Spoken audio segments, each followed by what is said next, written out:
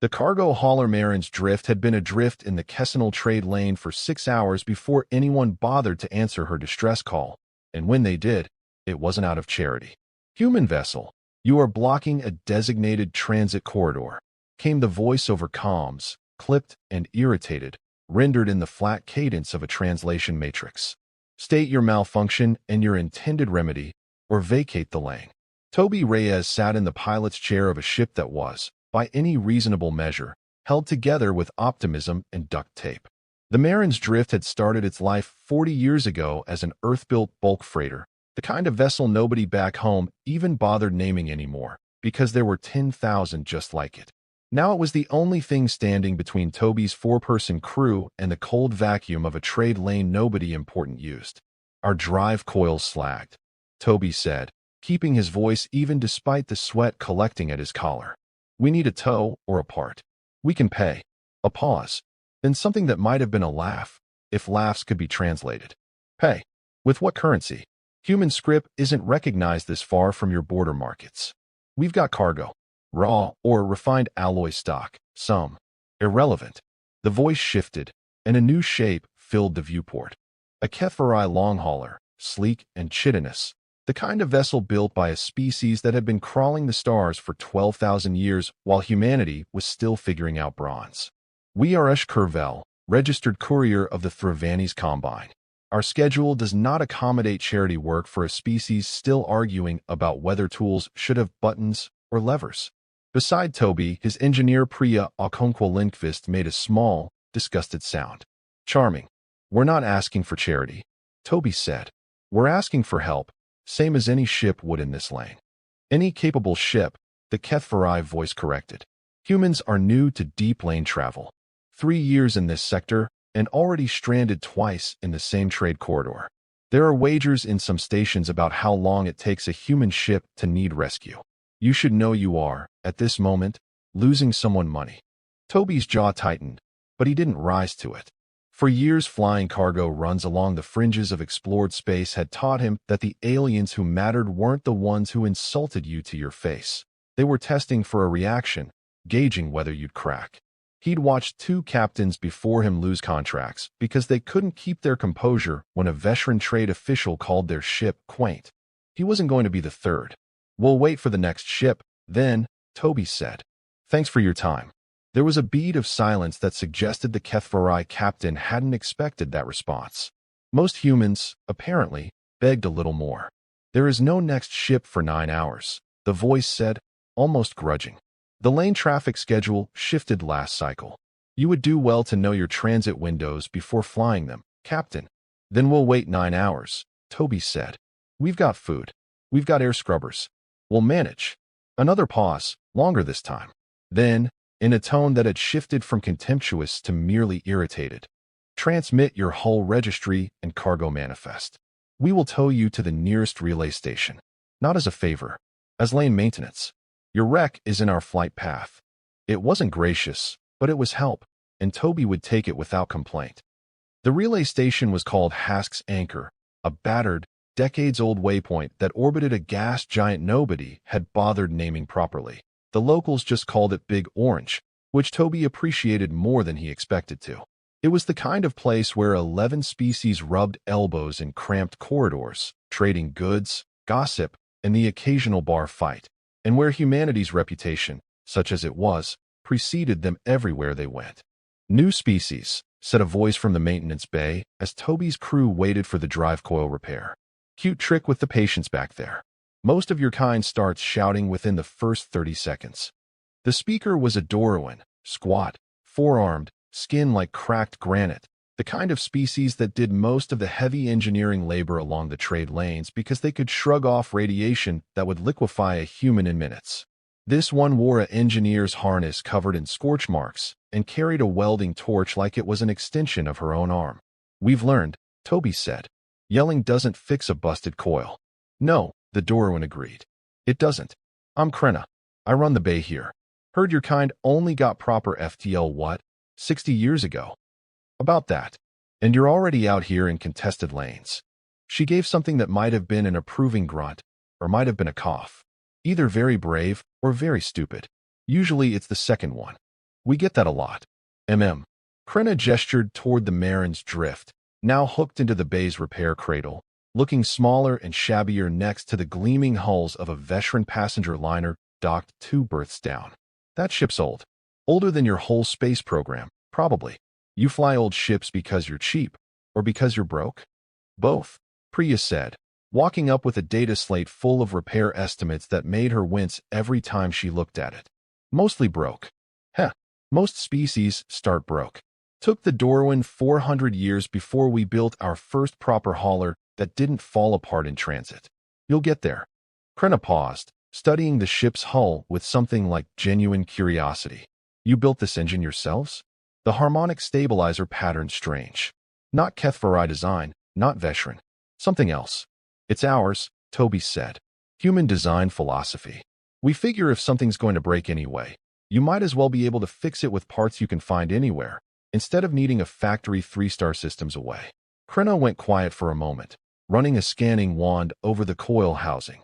That's actually a smart approach. Redundancy over elegance. She glanced up at him. You're not as dumb as the HFY think you are. Most species aren't as dumb as the HFY think they are, Toby said. They just like feeling superior.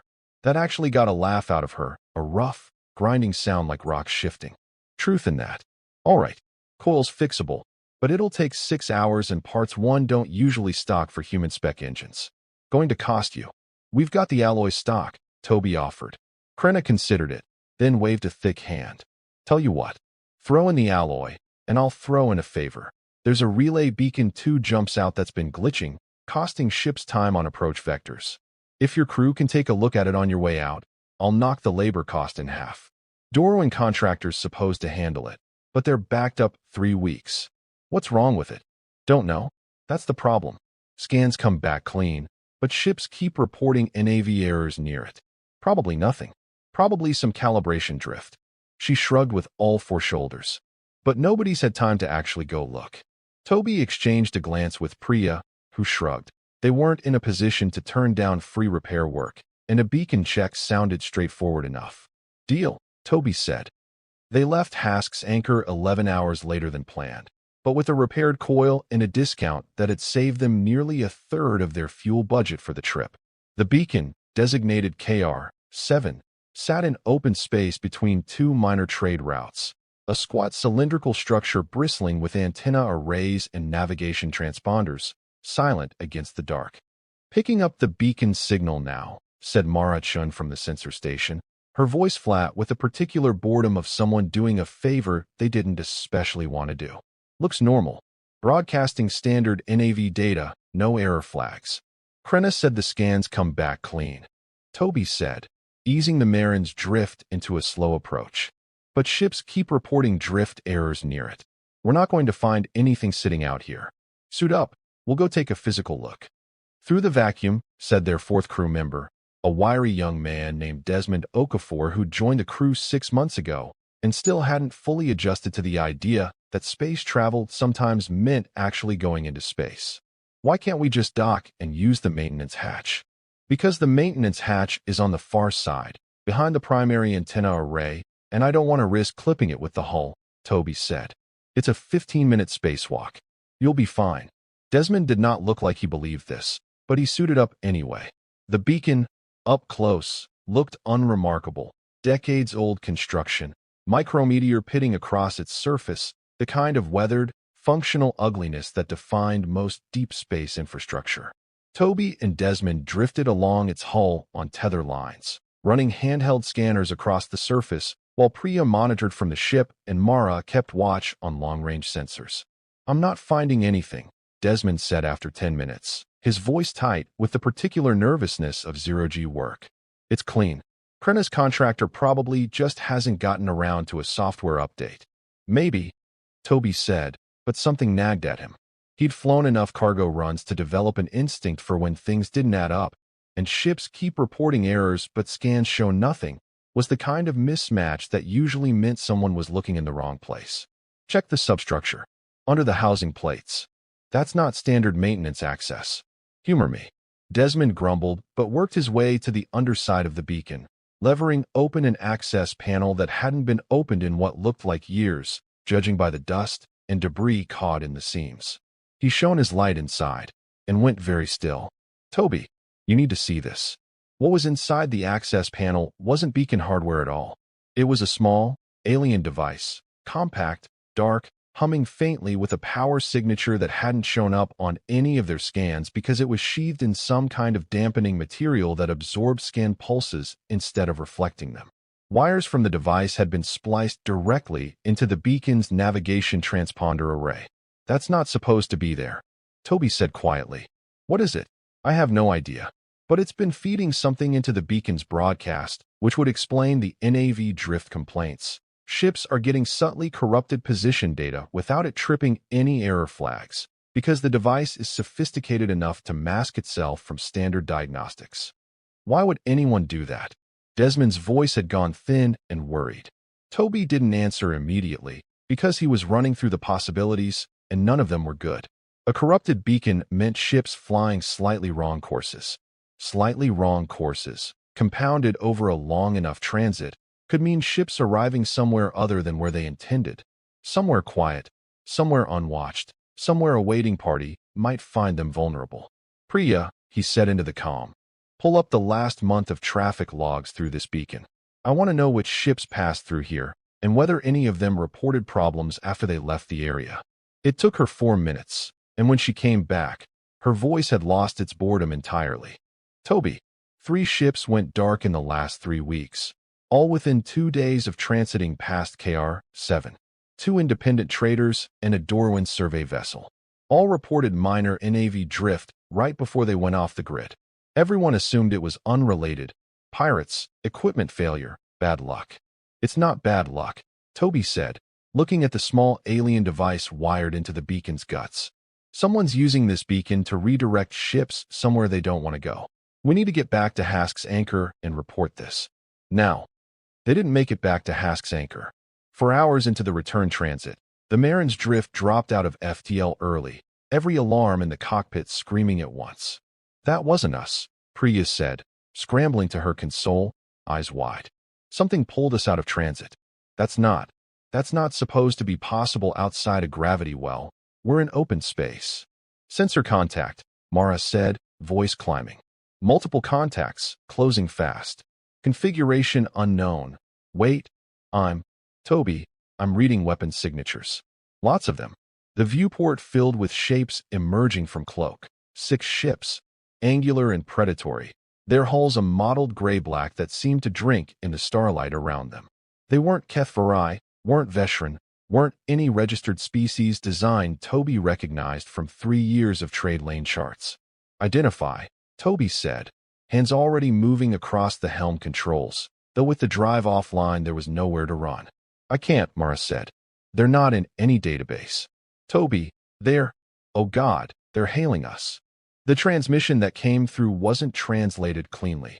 It had the garbled, half-formed quality of a translation matrix struggling with an unfamiliar language structure, full of clicks and subharmonic growls beneath the words. Asterisk human vessel. You have located our relay device. This is unfortunate. For you, asterisk.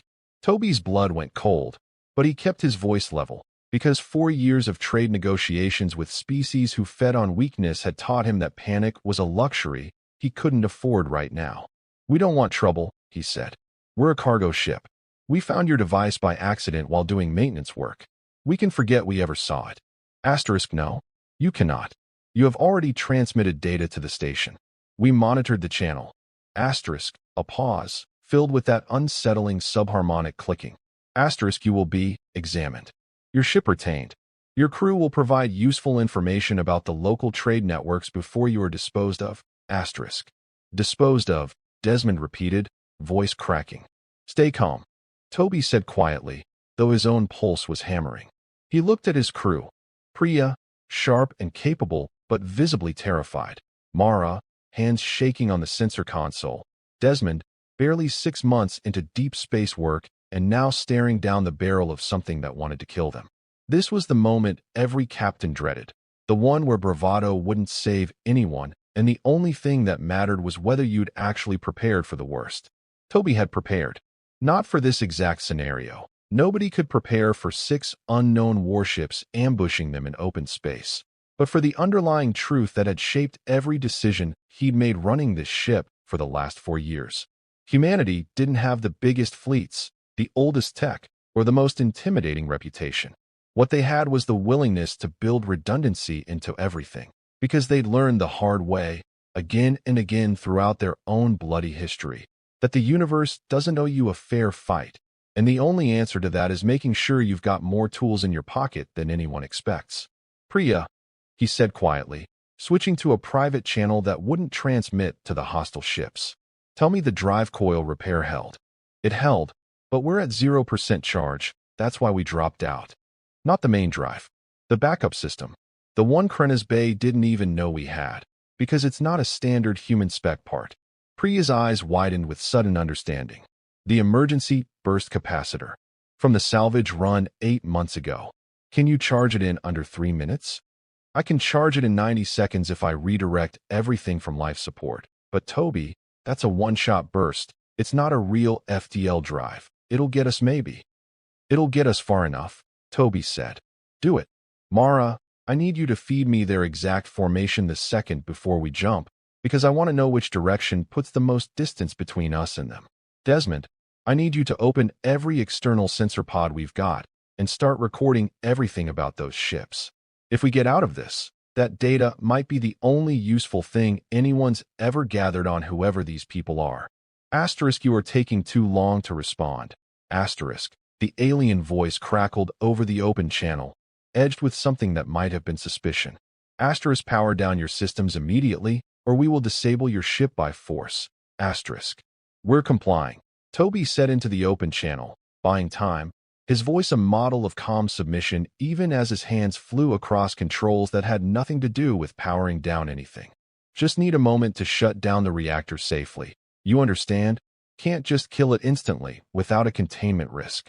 It was a lie built on the kind of technical-sounding nonsense that worked precisely because the listener didn't know enough about human reactor design to call it out. And Toby was banking everything on these particular aliens not having had enough contact with humans yet to know better. 40 seconds, Priya said, voice tight with concentration as she rerouted power through systems never designed for this kind of load. Toby, if this capacitor's even slightly out of spec from the jolt the coil took, it could overload. Better than the alternative. Asterisk, your compliance is acceptable. Asterisk, the alien voice said. Asterisk, prepare to be boarded. Asterisk. One of the 6 warships began to creep closer, a docking clamp extending from its hull like some grotesque mechanical limb. 15 seconds, Priya called. Mara, formation? They're loosely spread, weakest coverage is, she checked rapidly. Bearing 270, Mark 8. There's a gap. Lock it in, Toby said. The second that capacitor's hot, we burn straight through that gap and jump the instant we clear their effective engagement range. 5 seconds. The docking clamp was almost on them now, close enough that Toby could see, even at this distance, that its surface was covered in some kind of organic-looking plating that didn't match anything in human engineering vocabulary. Capacitor's hot, Priya shouted. Go, go, go. Toby slammed the thrusters to full burn, and the Marin's drift lurched forward with a violence that threw Desmond out of his harness and against the bulkhead. The docking clamp grazed their hull with a shriek of tortured metal, close enough to leave a long gouge, but not close enough to catch. Alarms screamed as the alien formation reacted, weapons fire lighting up the dark in brilliant, silent flashes that the ship's external sensors caught even as the crew, deafened by their own system's warnings, barely registered the near misses. They're firing. I see it, hold on. The ship rocked from a glancing impact, something shearing off an external sensor array, but the gap Mara had identified held just long enough. Toby threw every ounce of the salvage capacitor's stored charge into the jury-rigged auxiliary jump drive, and the Marin's drift, a 40-year-old bulk freighter that the HFY had openly mocked less than 2 days earlier, tore a hole in space-time and vanished from the ambush, leaving the 6 warships with nothing to show for their trap but a damaged docking clamp and a very confused tactical assessment. They came out of the makeshift jump shuddering, alarms blaring, life support flickering, but alive, and, by some mercy, close enough to Hask's anchor's sensor range that the station picked up their emergency beacon within minutes. Krenna herself led the recovery team that pulled the battered ship into the station's repair bay, her granite gray face creased with something that, on a Darwin, passed for deep concern. "You went out to check a beacon," she said, staring at the scorched hull, the sensor damage, the long gouge along the side where an alien docking clamp had nearly caught them. "What in the burning void did you find out there?" "A relay device wired into the beacon's transponder array," Toby said, still catching his breath from the adrenaline crash. His crew clustered around him in various states of shock and relief. "Redirecting ship navigation data. We think it's connected to at least 3 ships that went missing in the last month. And whoever planted it has at least 6 warships of a design nobody in this station's database recognizes." The bay went very quiet. "Show me," Krenna said. Desmond, hands still shaking slightly, pulled up the sensor recordings he'd captured in those frantic final seconds. Full visual and spectral data on the 6 alien warships, their hull configuration, weapon signatures, even fragments of their garbled communication that the ship's systems had logged. It was, Toby realized as Krenna's expression shifted from concern to something far more serious. Exactly the kind of intelligence that station security would have killed to get their hands on. "This is..." Krenna pulled up a comm panel without finishing the sentence, switching to a station-wide priority channel. "Security, I need every available officer in Bay 4 immediately, and give me a line to station command. We have unidentified hostile contact data, possible connection to the missing vessel reports." Within 20 minutes, the maintenance bay had filled with station personnel, a mix of species Toby barely had time to register, all of them crowding around Desmond's sensor recordings with a kind of focused urgency that made it clear just how significant a find this was. A veteran intelligence officer, tall and severe, ran the hull configuration data against a wider regional database and came up empty, which only deepened the unease in the room. "This is not a known faction," the veteran officer said, her voice carrying the particular tightness of someone realizing a problem was bigger than initially assumed. "Not Threvani's raiders, not Corvette pirates, not any registered hostile we have cataloged in this sector. 6 ships of unknown configuration, using covert beacon manipulation to redirect and isolate vessels for capture, with weapon signatures that don't match anything in our threat assessments." She looked up at Toby's crew with an expression that had shifted considerably from the dismissiveness humanity usually received in these spaces. "You 4 found this, and escaped it, with a 40-year-old cargo hauler and what looks like a salvage-grade auxiliary jump rig that should not, by any reasonable engineering standard, have worked. We build for the unexpected," Toby said simply. "We don't always know what's coming, so we make sure we've got more in the toolbox than anyone thinks we need." It was Krenna who broke the silence that followed, and the look on her granite features had shifted into something that might, on a human face, have been called respect mixed with quiet alarm. "The HFY captain who towed you in," she said slowly. "Ushkurvel. He's still docked, berth 6. You should know. He's been telling anyone who'll listen about the helpless human ship he had to rescue." A pause. "I think he's going to want to hear this story a little differently now." Despite the exhaustion and the lingering fear still coiled in his chest, Toby allowed himself something close to a tired, grim smile. "Let him hear whatever he wants. We're not here to prove anything to the HFY." "No," Krenna agreed, her gaze drifting back to the frozen image of those 6 unknown warships on the display. Ships that had appeared from nowhere with technology nobody recognized and a level of coordinated, patient hostility that suggested this was not their first hunt and would not be their last. "But you might have just proven something a great deal more important to the rest of us." The veteran officer was already on a priority channel to regional command, her voice low and urgent. Words like unknown hostile faction and systematic vessel disappearances and immediate threat assessment drifting across the bay as station personnel began the long process of trying to understand exactly what had been hiding in their trade lanes, waiting, patient, and unseen, for exactly the kind of ship nobody would think twice about losing. Toby looked out through the bay's viewport at the slow, indifferent turn of big orange below, and felt, for the first time since the alarms had started screaming 4 hours ago, a deep and uneasy certainty settle into his gut. Whatever those 6 ships had been, this had been a test run, a probe, the first visible edge of something far larger that had only just begun circling the light at the edge of explored space. And humanity, dismissed and underestimated at every turn, had just become the first to see it coming. If this story pulled you in, smash that like button, share it with a fellow sci-fi lover, and subscribe so you don't miss what's hiding in those trade lanes next. The repairs took 6 days this time, and during them, station security quietly tightened. Patrol patterns shifted. 3 more independent ships reported odd readings near beacons in adjacent lanes, and each time, the response that scrambled out was faster, more thorough, more afraid than it had been before Marin's drift limped home with proof that something patient and unknown was hunting along the edges of civilized space. On the 7th day, as Toby's crew prepared to finally depart, HFY found them in the docking corridor, the same HFY captain who'd mocked their quaint engineering less than 2 weeks before. He didn't apologize, exactly. Species with 12,000 years of spacefaring pride rarely did. But he inclined his head in a gesture that Toby had learned, through hard observation, was the closest thing to genuine respect the HFY offered anyone. "Your toolbox," he said, without preamble, "saved your crew's lives.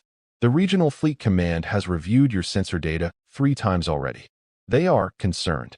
A pause, his mandibles clicking in a way that conveyed something between unease and grudging acknowledgement. "I withdraw my earlier assessment of your vessel." "Appreciated," Toby said. "It does not mean I think humans are equals," HFY added, "because old habits apparently died slowly even in the face of mortal danger. But I think, perhaps, you are not nothing. And whatever found you out there in that lane, I do not think it cares whether any of us are equals to it. I think it has already decided we are all, every species in this sector, exactly the same thing to it. Which is, prey," HFY said simply, and for the first time, Toby heard something in the alien captain's translated voice that sounded almost like fear.